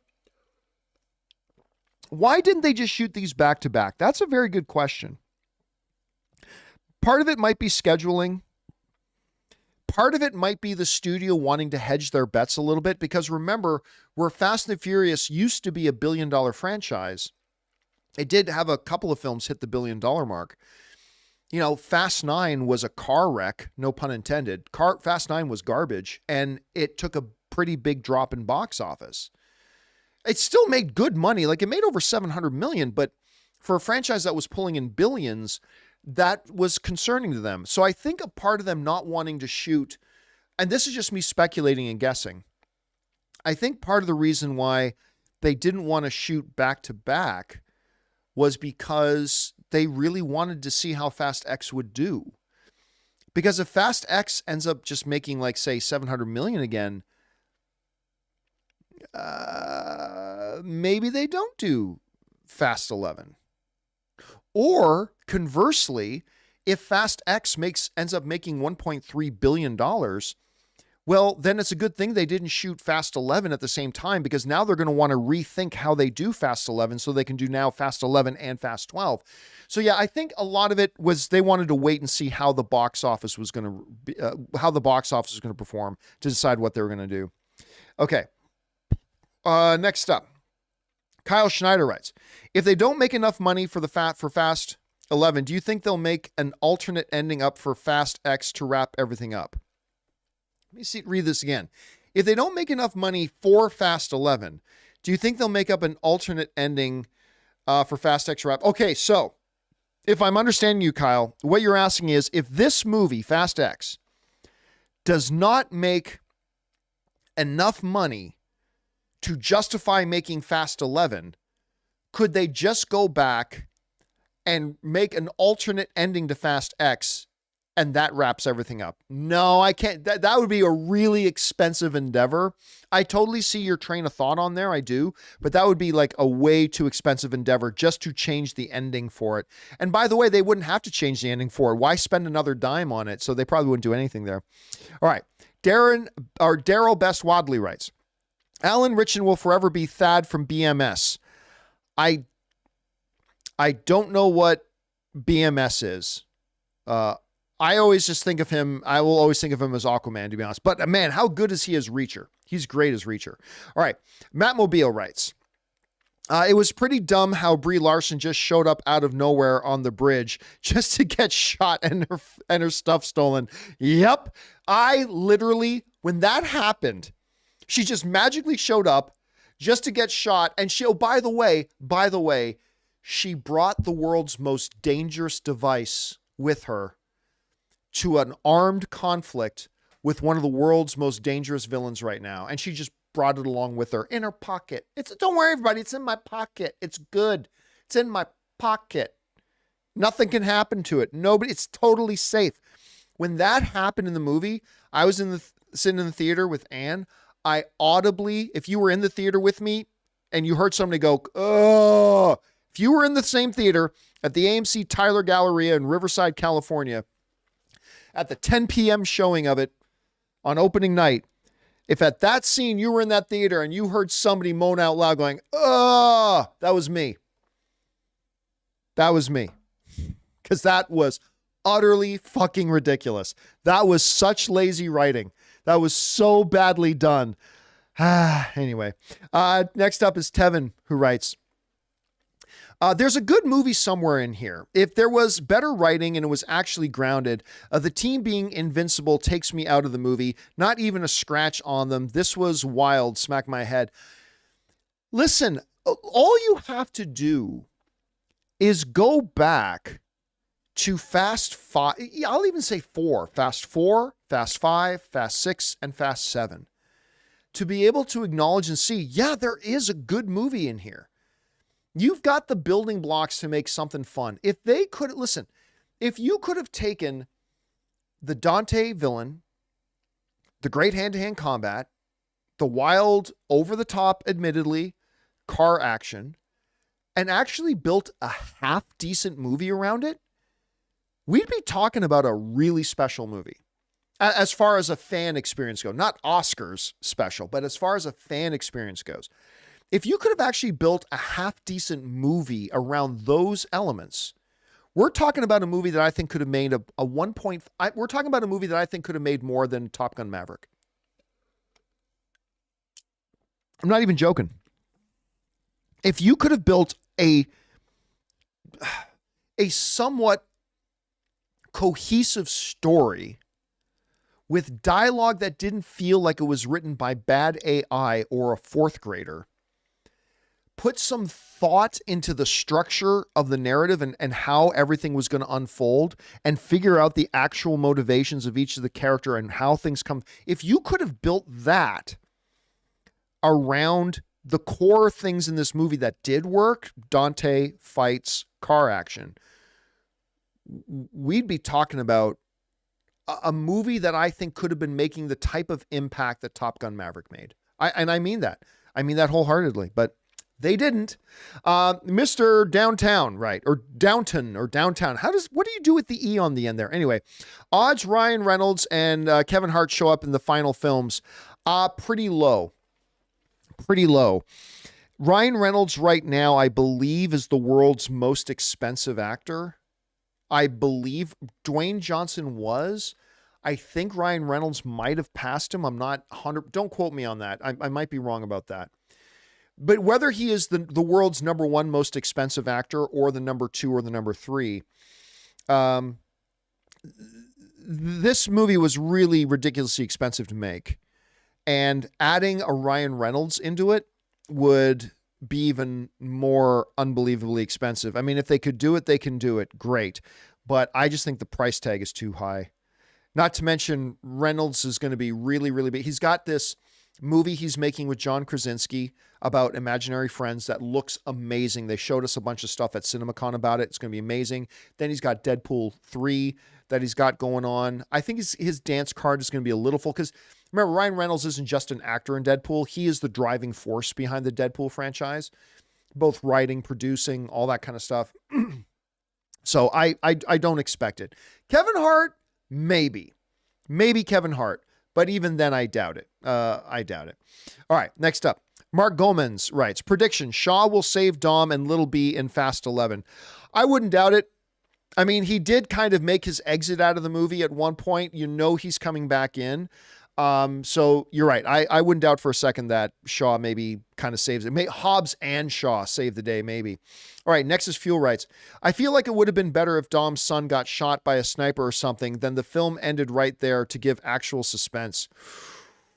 Listen, I'll tell you what. If they had had the balls, if the filmmakers of Fast and the Furious had the testicular fortitude to actually, after Dom goes off the side of the bridge at the end, right? And all the explosions, the car's bouncing all over the place, and the car goes under the water, and he pulls his son up out of the water, and the son is dead. I'm not just trying to be morbid. Follow me here for a second. If they had had the guts to do that, where the son dies, now all of a sudden, you still got Dante there who still wants to kill Dom. You now have drama. You now have drama here where we all, as an audience, Because right now, I'm not going to lie to you. I kind of hope Dante wins. I know that sounds weird. I'm watching this movie and I'm kind of hoping Dante wins. But you have one of the final shots of this movie being Dom realizing that his son's not waking up and he's holding his dead son in his hand. And you make the last shot, Dom looking up at that bridge, and then cut the camera to Dante looking down at Dom, and then back to Dom looking up at Dante. And you end the film there. Come on. Who wouldn't be excited? Because that kid, that's a sweet kid. That's a sweet kid in that movie. Someone's got to break it to Dom that he's probably not the real father, because when you look at the kid's mother and you look at Dom and the kid's mother are a lot fairer skinned than that kid is. So I hate to break it to Dom, but you're probably not the father. Where's Murray Povich when you need him? But you end the movie on that shot where the kid died and Dom's looking at Dante, Dante's looking at him, back and forth, and then boom, credits roll. Who's not lining up to buy their ticket to the next movie right then and there? Who is not buying their ticket right there? Because who've been wanting Dante to win, now I would be like, I got to see Fast 11 because I want Dom and his family to murder Dante so bad. Because I like that kid. That kid is sweet. That's a sweet, charming, adorable kid, little B. And I'd be dying to see the next movie because I would, like John Wick, I would want Dom to get righteous vengeance. I'd be emotionally invested in this thing instead of just a thing. But nah, they didn't do that. And I get why they didn't do it. That's not the type of movies that Fast and the Furious are.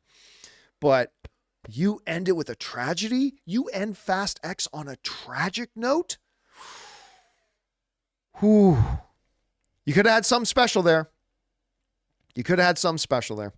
All right. Richie writes, so do you think Dom's son's mother is going to come back? At this point, why not?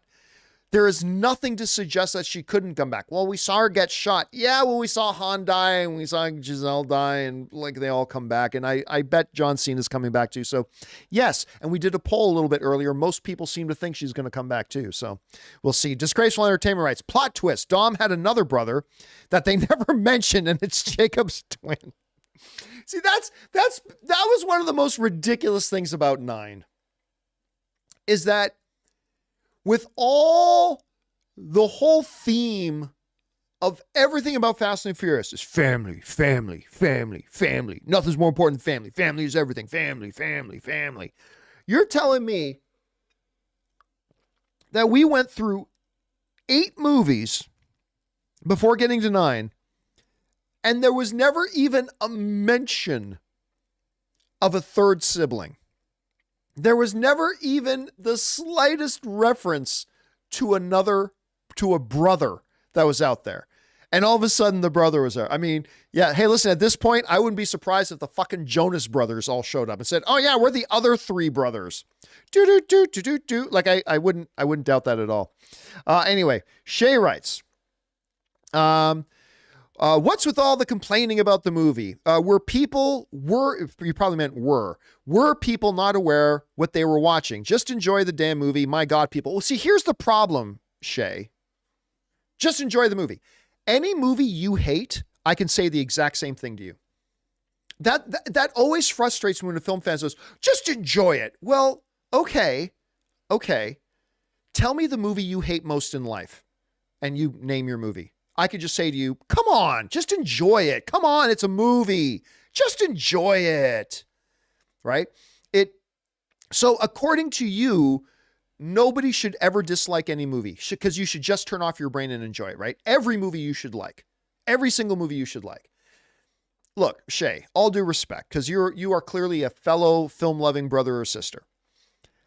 People like and dislike movies because they're do things that are good and bad, and they hit us all in different ways.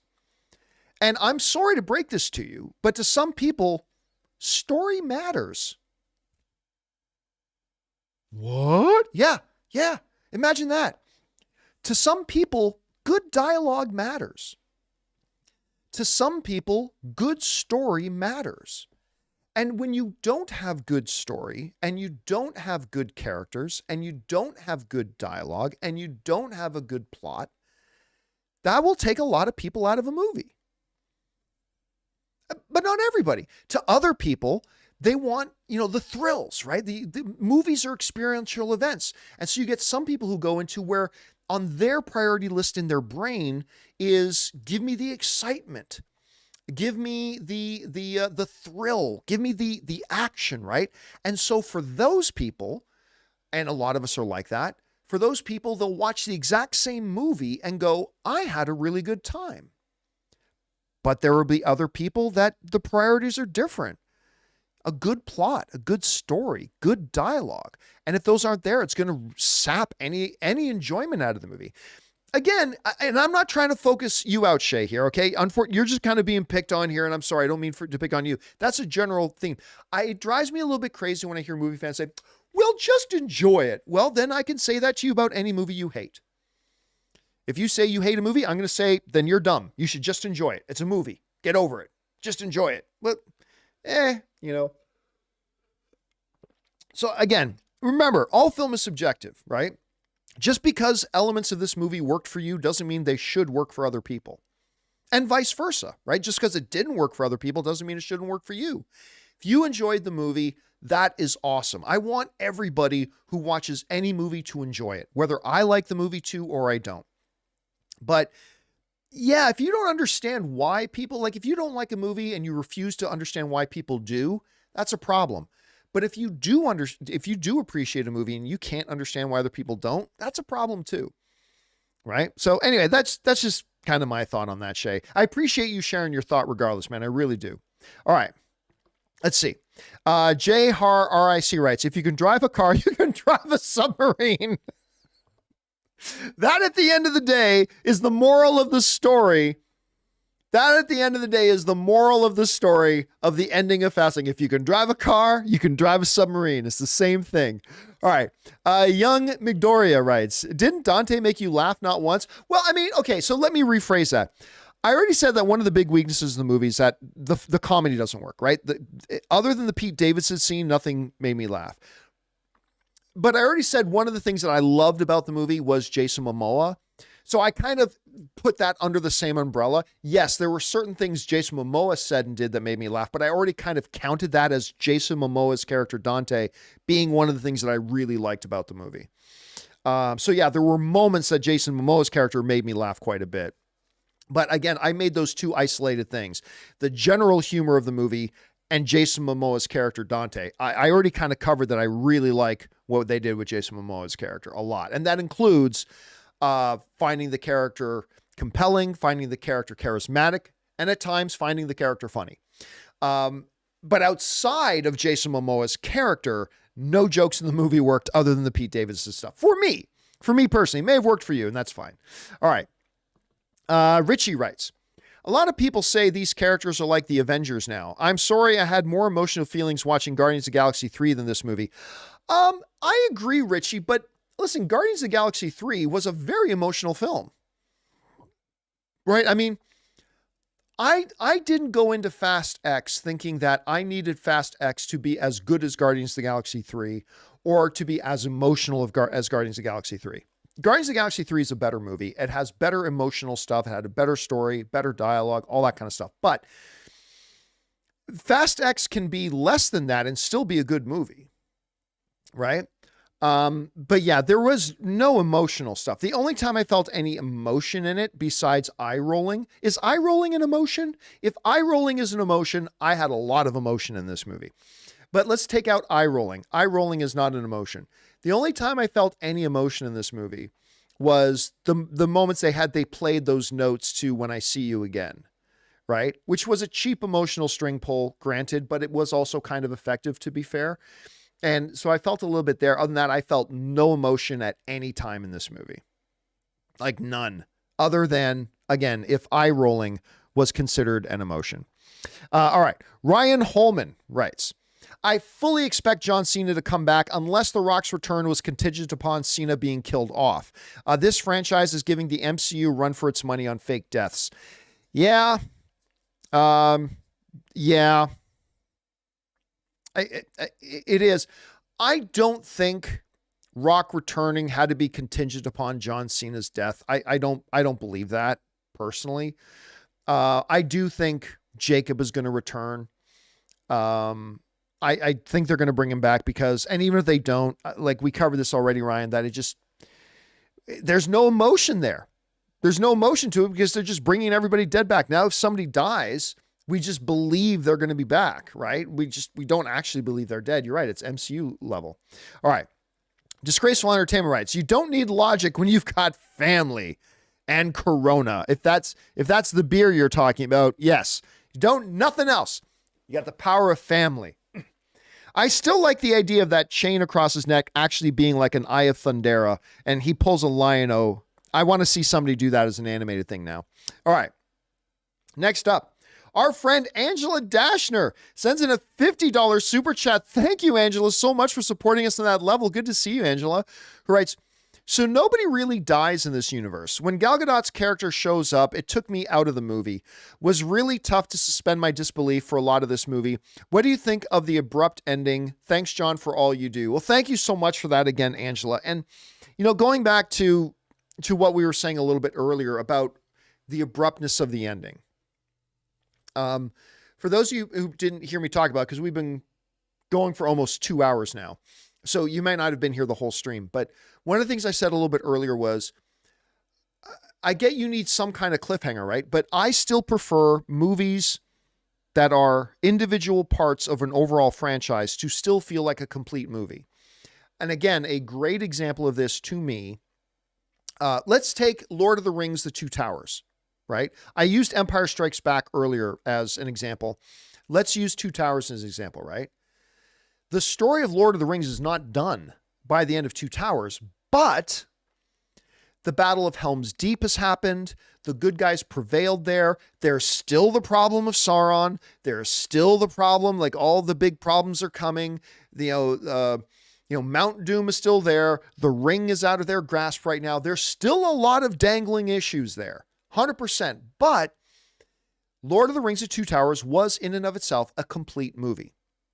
And it finishes with the completion of the Helm's Deep sequence, right? It finishes that. They don't get halfway through the Helm's Deep sequence and then end the movie, right? They don't just end the movie there, halfway through, and then we'll pick up with it next time. No, they brought the movie to completion and then said, all right, now let's deal with these next issues. And that's where the movie ends. That's how Empire Strikes Back did it too. They completed with the escape from Cloud City. Luke gets pulled into the Millennium Falcon. Lando, Chewie, Leia, Luke, they all make their escape. They fix the hyperspace drive. They get away. They reunite with the fleet. Luke gets his hand replaced. Great, done. And then they go, okay, now on to the next thing. Lando, you and Chewie, when you find Han, let us know, right? You left it there. That's how they should have ended Fast X. They should have completed whatever sequence they're in the middle of. Like they should have either ended it before the dam stuff or finished the dam stuff. Let the dam explode, show how Vin and the kid get out of it, and then go, all right, son, now we got to take care of business. And then you end the movie there, right? Because yeah, I felt like where they ended it was a mistake. How they ended it was a mistake. It was jarring and abrupt, and it made Fast X an incomplete movie. Two Towers was a complete movie. Empire was a complete movie. This was not a complete movie. It just ended it halfway in the middle of a sequence. And that's not a good cliffhanger. Narrative makes good cliffhanger. But again, that's just me in my opinion. Not everybody has to agree with me on that. All right, next up. Rylan Holman writes, Brian's return via CG/deepfaking in the next film or possible 12th is their attempt at bringing him back is the only big thing I could see them try to pull off to make the franchise feel complete. Rylan, you might be right. I almost feel like, look, the only people who should have a say as to whether or not they bring the Brian character back, in my opinion, is Paul Walker's family. To me, they're the only ones who get a vote. And if Paul Walker's family feels good about the idea of bringing back Brian, then I'm good with it too. Then that's fine. That doesn't mean they'll do it well. Hopefully they will. But I'm okay with it. If they decide not to bring back the Brian character, I'm okay with that too. They kind of gave Brian his drive off into the sunset. We know he's still there in the world, but he's taking a different path now to keep his family safe. And all. We get it. They gave him his conclusion, so I'm perfectly okay if they never bring him back. And if Paul Walker's family is good with bringing him back, I'm okay with that too. So will they bring him back? I don't know. Here's the problem you're going to face. If you bring back Brian's character in any sort of real way, like not just for one quick cameo, hey, Dom, and he looks over and there's Paul Walker's brother with Paul Walker's CGI face. Hey, Dom. Like, that's one thing. That's fine. But if you try to bring back Brian and make him a legitimate, tangible character in the movie, I think a lot of people are going to be, I think a lot of the audience is going to feel divided about that. Because I think a lot of the audience is going to feel like they shouldn't do that. A bunch of the audience will feel like it's great. I mean, I don't know. I mean, it's something. Listen, I'll tell you what, Rylan, I guarantee you these conversations have taken place. They've had conversations about this. So yeah. All right. Fernando Rodriguez writes, so basically it's a well-produced Sharknado. You know what, Fernando? That's actually not a bad, that's not a bad analogy. That's not a bad analogy at all. It is basically a well-produced Sharknado. You know what? You're completely right about that. All right. Final question comes to us from Merk Lee, who says, what's your stance on digital movies to physical? We're not here to talk about any other issues other than Fast X and an open spoiler discussion there. And guys, with that down, that'll do it for today's open spoiler discussion of Fast X. Just to summarize again, a truly awful movie in almost every way you can make a movie awful, but kind of redeems itself with a great villain, great fight sequences, and great car action that dialed back the supreme ridiculousness of Fast 9 and kind of took them back to Fast 7 levels, which worked for the film. So even though I think this is really in many ways a terrible, terrible movie, there's stuff in there to enjoy. And because there's a lot of that stuff, there's a lot of fights and a lot of car action and a lot of Jason Momoa, that even though so much of the film is really, really, really terrible, you can still walk out of this movie having had a good time. I mean, anyway, that's just my kind of take on it. However you guys feel about it, dive down into the comment section below and let us know your particular thoughts. Guys, that'll do it for me for today.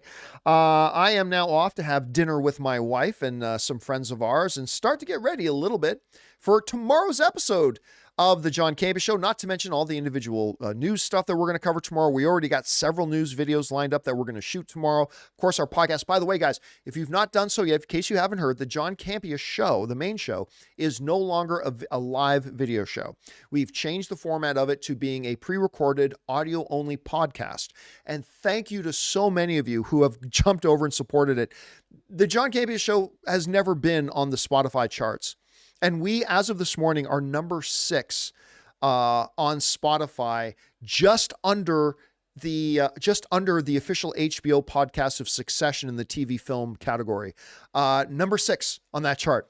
Thank you to everybody. We did not know if people would support the podcast on that level. You guys have really supported it. Thank you so much for all your support. Of course, we're going to have an open mic tomorrow. We've got several news videos that we're doing. Everything else is kind of the same. So thank you to all you guys who've supported the transition that we've been making. It's made it a lot more fun for us around here. So thank you for that.